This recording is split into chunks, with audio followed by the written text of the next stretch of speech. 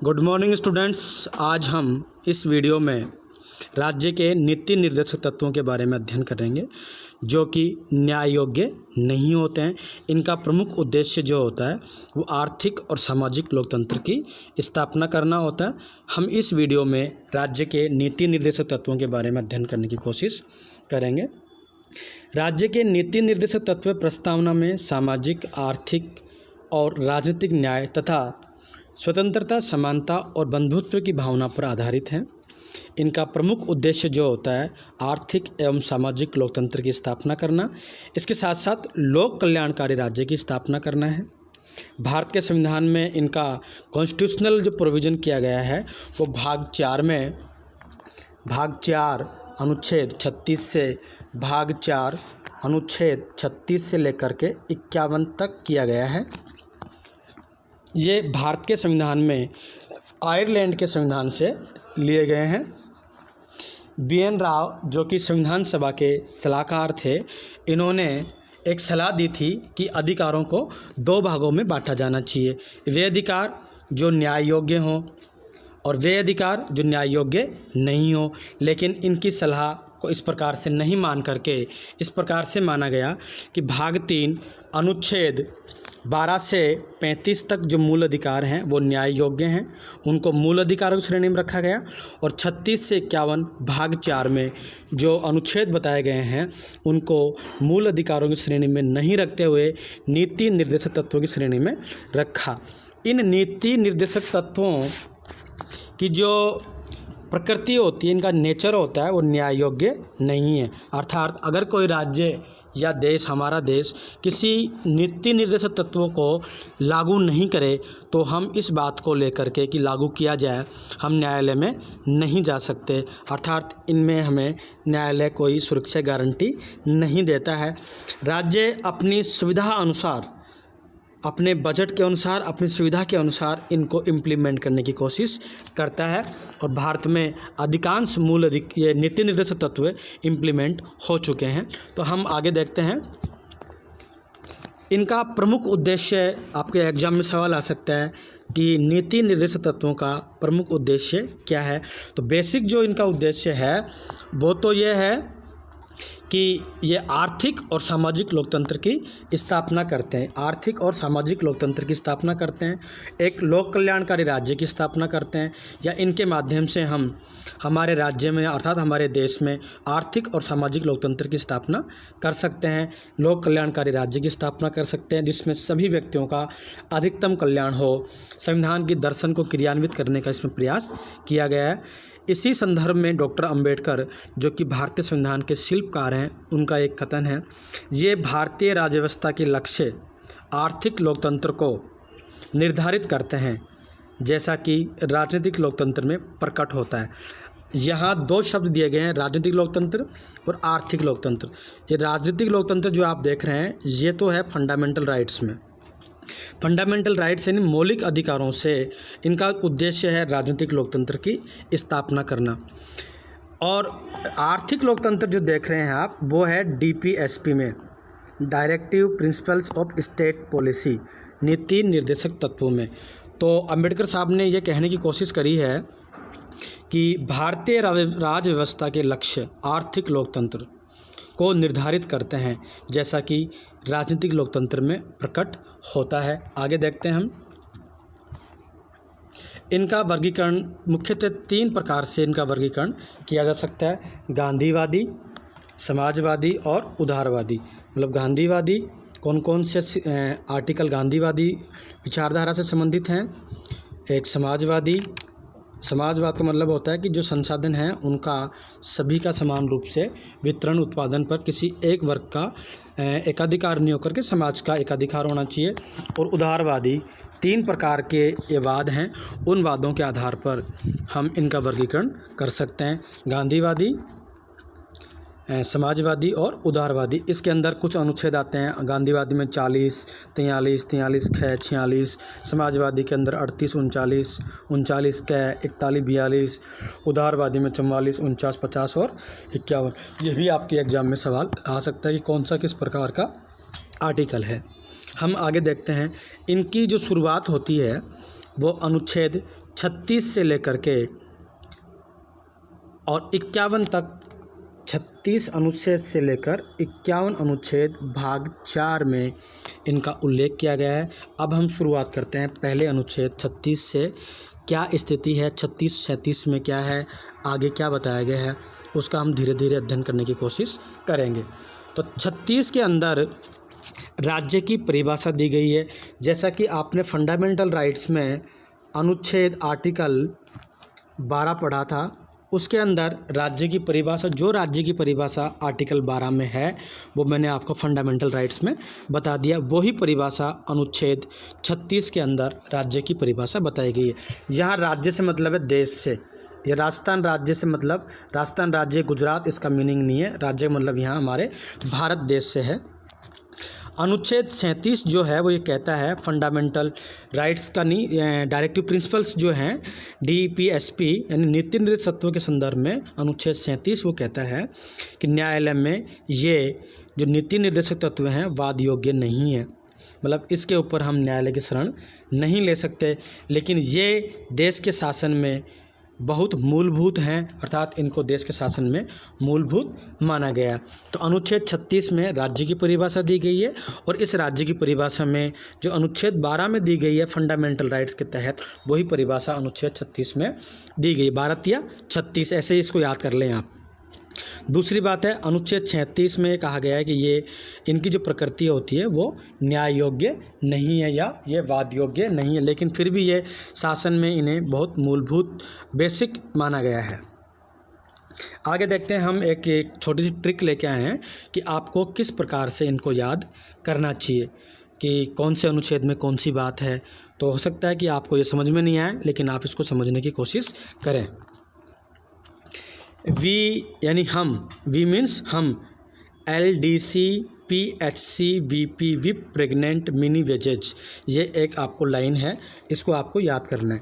We का मतलब हुआ यहाँ हम, जो हम हैं LDC वाले लोग, एक LDC का ग्रुप है, हम LDC वाले PHC पब्लिक हेल्थ सेंटर में जाते हैं। हम, वी का मतलब हुआ हम, LDC एक ग्रुप है, LDC एक लोअर ग्रेड क्लर्क की होती है।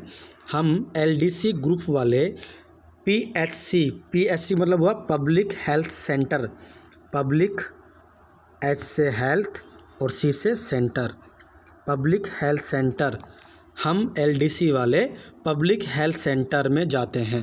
जहाँ तक किसी को दिक्कत है नहीं होनी चाहिए, तो वहाँ VP एक हमारा दोस्त है, VP हमारा दोस्त है जो कि विप कर रहा है। हम LDC ग्रुप वाले पब्लिक हेल्थ सेंटर में जाते हैं, या जाना पड़ेगा हमें, क्योंकि हमारा वहाँ एक दोस्त है VP, वो हॉस्पिटल में एडमिट है और वो वहाँ क्या कर रहा है, विप कर रहा है। विप कर रहा है, क्यों विप कर रहा है?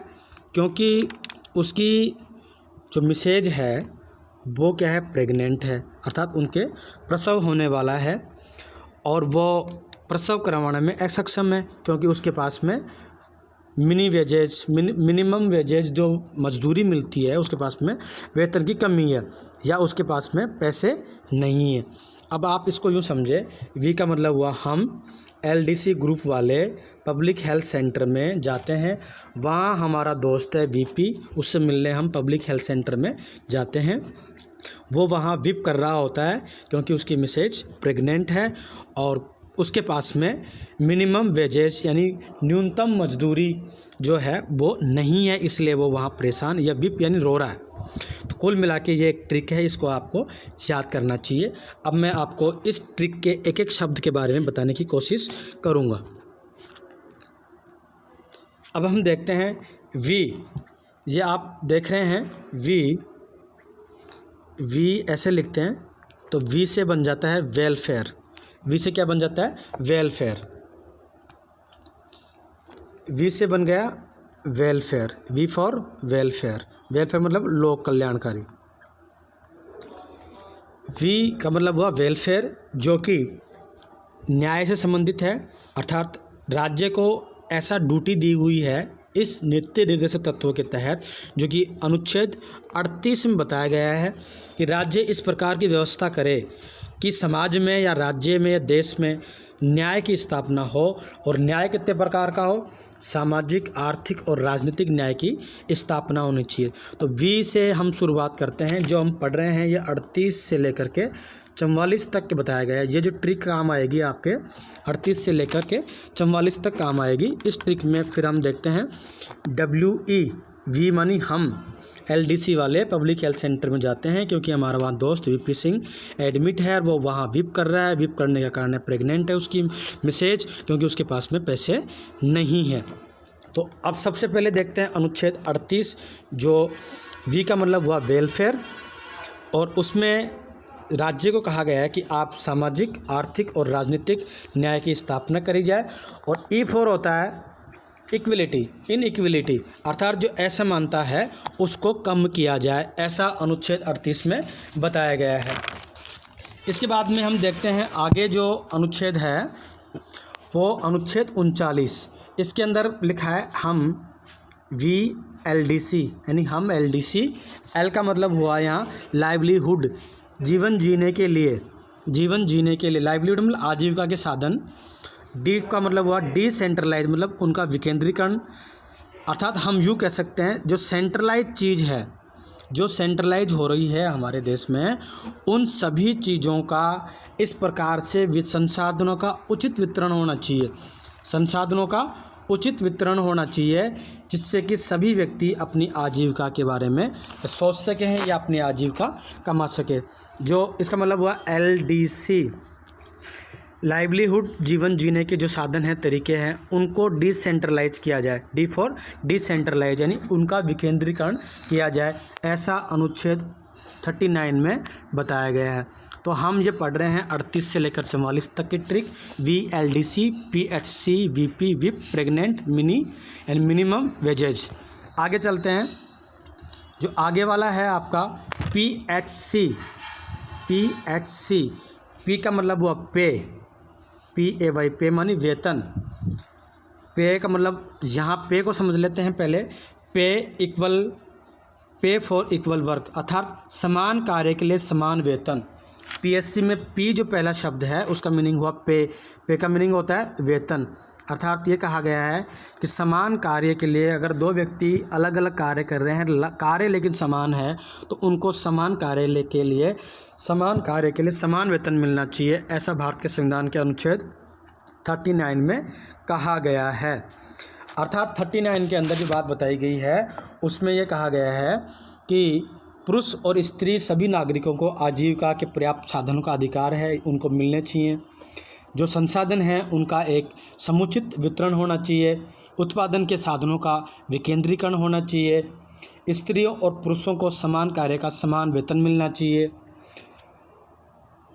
पुरुष और स्त्री कर्मकारों के स्वास्थ्य और उनके अवस्था के अनुसार उनका दुरुपयोग नहीं होना चाहिए। आवश्यकता से विवश होकर नागरिकों को ऐसे रोजगारों में नहीं जाना पड़े जो उनकी आयु और शक्ति के अनुकूल नहीं हो। इस प्रकार से हम कैसे आगे देखते हैं। अनुच्छेद जो 40 है उसमें हमारे फॉर्मूले के अनुसार उसका मीनिंग हुआ वीपी जो है, वीपी यानी विलेज पंचायत। तो अनुच्छेद 40 जो है वो ग्राम पंचायतों के गठन से संबंधित है। ये गांधीवादी एक विचार था, गांधी जी का एक आदर्श था कि ग्राम पंचायतों का गठन होना चाहिए। तो आप अनुच्छेद 40 में जो गांधीवादी जो वर्गीकरण किया था अपन ने, उसके अंदर अनुच्छेद 40 आएगा। उसके बाद में अगला देखते हैं विप, यानी हमारा जो दोस्त था VP सिंह, वो हॉस्पिटल में क्या कर रहा था, विप कर रहा था। तो विप का मतलब हुआ यहाँ VEEP, विप। विप से मतलब हुआ W for work, E for education और P फॉर पब्लिक असिस्टेंट। अर्थात अनुच्छेद जो 41 है उसमें कहा गया है कि राज्य ऐसी व्यवस्था करे कि व्यक्ति बुढ़ापे में, बेरोजगारी, बीमारी आदि की स्थिति के अंदर उसको लोक सहायता अर्थात सरकारी सहायता उपलब्ध कराई जाए।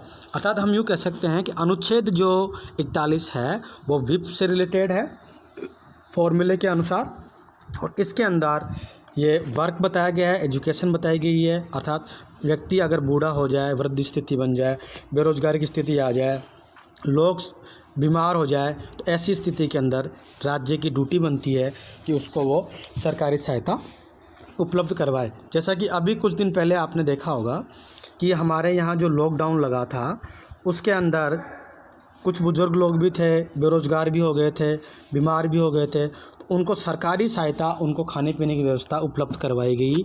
वो अनुच्छेद 41 के तहत ही उसका हम वर्णन कर सकते हैं। हम आगे देखते हैं। अनुच्छेद 42 जो है वो, क्योंकि वो वहाँ व्हिप कर रहा था वीपी सिंह, क्योंकि उसकी मिसेज प्रेग्नेंट थी, उसके प्रसव होने वाला था। तो ऐसी स्थिति के अंदर हम ये देखने की कोशिश करते हैं कि जो प्रेग्नेंट महिला है, अर्थात उसको बोलते हैं प्रसूति, ये अनुच्छेद 42 के अंदर मैटरनिटी सुरक्षा प्रदान करी गई है। अर्थात हम इसको यूँ कह सकते हैं कि अनुच्छेद जो 42 है वो कार्य की न्यायसंगत और मानवीय दशाओं का तथा मातृत्व सुरक्षा के लिए सहायता का प्रोविज़न करने के लिए बताया गया है। तो प्रसूति से आप इसको याद रखें कि वीपी सिंह की मिसेज क्या थी, प्रेग्नेंट थी, और अनुच्छेद कौन से में आएगा, उसका उल्लेख 42 के अंदर आएगा। अब हम आगे चलते हैं। अनुच्छेद 43 है, वही कहता है कि मिनिमम वेजेज। अनुच्छेद 43 के में ये कहा गया है कि न्यूनतम मजदूरी मिलनी चाहिए और कुटीर उद्योगों का विकास होना चाहिए। कर्मचारियों को निर्वाह मजदूरी एवं कुटीर उद्योगों का विकास करने के लिए राज्य ऐसा प्रोविज़न कर सकता है। तो न्यूनतम मजदूरी तो मिलनी ही मिलनी चाहिए। तो अनुच्छेद 43 मिनिमम वेजेज, ये आपकी जो ट्रिक थी वो यहीं समाप्त होती है। उसके बाद में हम देखते हैं अनुच्छेद 44। इसके अंदर फॉर और फॉर को हम ऐसे भी लिख सकते हैं, फॉर और फॉर को हम ऐसे भी लिख सकते हैं 4 बराबर 4। तो इसमें आप याद रखें यूनिफॉर्म सिविल कोड, समान नागरिक संहिता, हिंदू मुस्लिम सिख ईसाई महिला पुरुष सभी के लिए समान नागरिक संहिता लागू होनी चाहिए। लेकिन आज तक भारत में ये समान नागरिक संहिता लागू नहीं हो पाई है। तो 44 को आप, जिसमें 4 2 बार आते हैं, 4 बराबर 4, तो 4 का मतलब हुआ समान नागरिक संहिता, यूनिफॉर्म सिविल कोड। समान नागरिक संहिता का भारत के संविधान में किस अनुच्छेद में उल्लेख किया गया है, तो उसका आंसर आएगा 4 बराबर 4, यानी 4 बराबर 4 मतलब 44। हम आगे देखते हैं। अब अनुच्छेद 45 से 51 तक जो दूसरी श्रेणी है उसमें हम कोशिश करते हैं। अनुच्छेद 45 से 51 तक जो बताया गया है उसमें अनुच्छेद जो 45 है उसके अंदर कहा गया है कि 0 से लेकर 6 साल तक के बच्चों की शिक्षा का प्रबंध राज्य करेगा। ऐसा 86वें संविधान संशोधन 2002 के द्वारा इस नीति निर्देशक तत्वों के अंदर चेंजेज किया गया। इस संविधान संशोधन द्वारा मूल अधिकारों में चेंजेज किया गया है और मूल कर्तव्यों में भी बदलाव किया गया है। मूल अधिकार हैं उसके अंदर 21 के जो जोड़ा गया है RTE, राइट टू एजुकेशन, निःशुल्क एवं अनिवार्य शिक्षा का जो अधिकार जोड़ा गया है वो 1 अप्रैल 2010 से संपूर्ण भारत में लागू है। उसके बाद में अनुच्छेद 46 यानी 46, ये 46 जो आप देख रहे हैं 46, इस 6 के अंदर आप ये S ले आओ और S से SC और ST ये आपको याद रखना है। 46 अनुच्छेद जो 46 है उसको हम इंग्लिश में 46 बोलते हैं और 6 को ऐसे लिखते हैं और इस 6 में से S को नीचे निकाल के ले आएंगे तो इससे ST और SC और ST बन जाते हैं। इसका मतलब यह हुआ कि राज्य यानी देश SC और ST इनके लिए शिक्षा, इनके आर्थिक हित, इनके सामाजिक न्याय की स्थापना करने की कोशिश करेंगे, ऐसा 46 में कहा गया। 46 का मतलब हुआ 6 और 6 का मतलब हुआ SC और ST, इनके लिए राज्य ऐसे कोई कार्य करे जिनसे इनकी शिक्षा, इनके आर्थिक हित और इनके सामाजिक न्याय की स्थापना हो सके। इसके आगे देखते हैं अनुच्छेद 47। अनुच्छेद 47 जो है, अनुच्छेद 47, हमारा देश आज़ाद हुआ 1947 में। तो इस आज़ादी की खुशी के अंदर युवा वर्ग के बच्चे जैसे खूब मस्ती करते हैं, तो कई बदमाश भी होते हैं जो शराब वगैरह पी गए, मादक पदार्थ पी गए और बिल्कुल पागल हो गए आज़ादी में। तो इसको याद करने का तरीका है, ये आपकी किताब में लिखा हुआ ऐसा नहीं है, लेकिन आप 47 अनुच्छेद से 1947 याद करें और 1947 में मदमस्त हो गए। अर्थात 47 जो अनुच्छेद है वो कहता है कि शराब, मादक पदार्थ आदि का राज्य निषेध करेगा और इसके साथ साथ इनको निषेध करते हुए पोषण और स्वास्थ्य पर विशेष बल देगा। ऐसा राज्य को कहा गया है कि लोगों के पोषाहार स्तर और जीवन स्तर को ऊंचा करने तथा लोक स्वास्थ्य के सुधार को प्राथमिक कर्तव्य मानते हुए मादक पदार्थों और हानिकारक नशीले पदार्थों के सेवन का प्रतिषेध करने का प्रयास करना चाहिए, ऐसा 47 में कहा गया है। तो 47 1947 इसको आप एक तरह से याद करने का आपका तरीका है। इसके बाद में अगला जो आर्टिकल है हमारा, अगला आर्टिकल है 48। 8 के अंदर 8 जो बना हुआ है यूं ऐसा इस प्रकार का गाय के कान पर एक निशान लगा देते हैं, उसको बोलते हैं अष्टकर्णी। अष्टकर्णी गाय होती है, उसके ऊपर ये निशान, कान के ऊपर एक बिल्ला या निशान लगा हुआ होता है, ये लॉकेट लगा हुआ होता है। अर्थात अनुच्छेद 48 में आप ये 8 याद रखें और 8 से गाय याद रखें। और गाय का मतलब ये यहाँ समझाने की कोशिश मैं कर रहा हूँ कि गौवंश और पशु संवर्धन पर विशेष बल दिया गया है।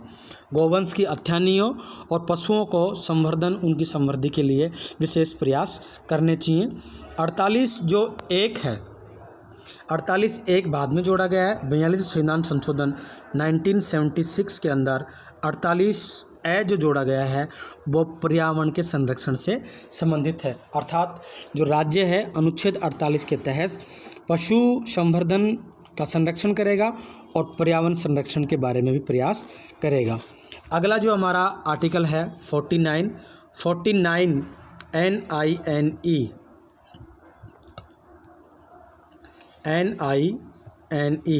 49 के अंदर 9 जो है उसको अपन ऐसे लिखते हैं 49। 9 का मतलब साइन, 9 का मतलब हुआ, 9 का मतलब यहाँ हुआ, 9 का मतलब हुआ शाइन। शाइन मतलब चमकना। अर्थात ताजमहल का अपन एग्जाम्पल लेते हैं कि 49 इसमें 9 लेंगे, 9 का मतलब हुआ साइन और साइन का मतलब होता है चमकना। तो ताजमहल क्या होता है? चमकता है। ये आपको याद करना है, ताजमहल चमकता है। अब हम हमारे जो कंटेंट है उस पर आते हैं। ताजमहल भारत का राष्ट्रीय धरोहर है, अर्थात जितने भी राष्ट्रीय धरोहर हैं उनका संरक्षण राज्य करेगा।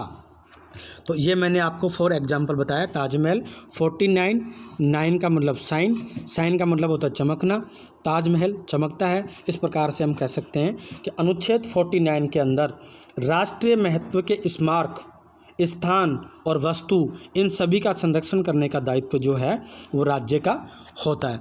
इसके बाद में अगला जो अनुच्छेद आएगा आपके अनुच्छेद 50। अनुच्छेद 50 मतलब 50-50 अर्थात अनुच्छेद 50 में कहा गया है कि भारत के अंदर शक्तियों का पृथक्करण किया गया है। अर्थात कार्यपालिका और न्यायपालिका अलग अलग रहेंगी। कार्यपालिका मतलब यहाँ की विधायिका और न्यायपालिका मतलब सुप्रीम कोर्ट, हाई कोर्ट वगैरह जो न्याय का काम करते हैं। तो न्यायपालिका और कार्यपालिका एक दूसरे के कार्यों में हस्तक्षेप नहीं करेंगे।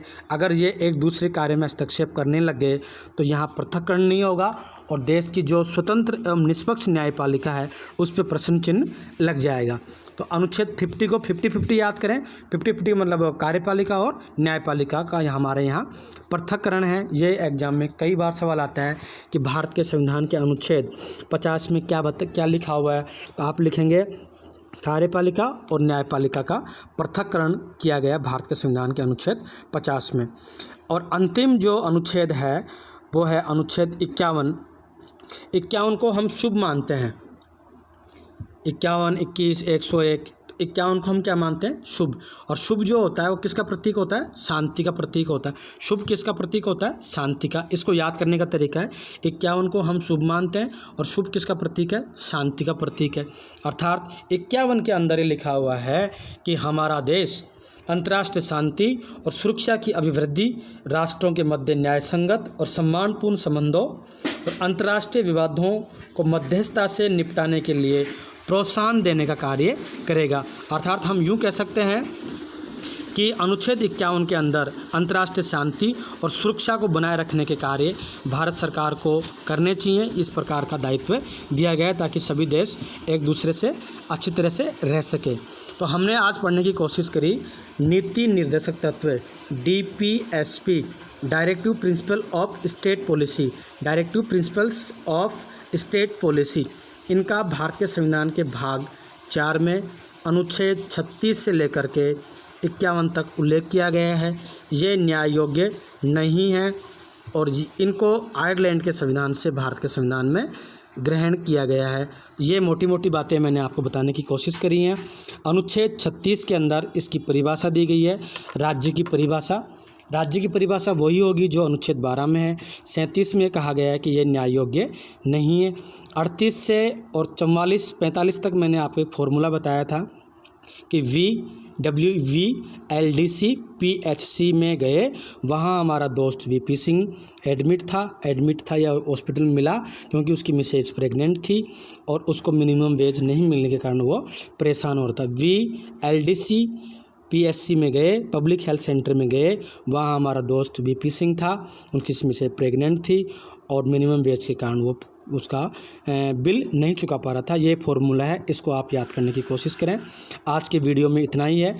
हम आपको इसके बाद में जो अगले वीडियो होंगे उसमें बताने की कोशिश करेंगे कि ये मूल अधिकारों से किस प्रकार से भिन्न है और संविधान के कौन कौन से बात इससे संबंधित हैं। आज के वीडियो के लिए इतना ही।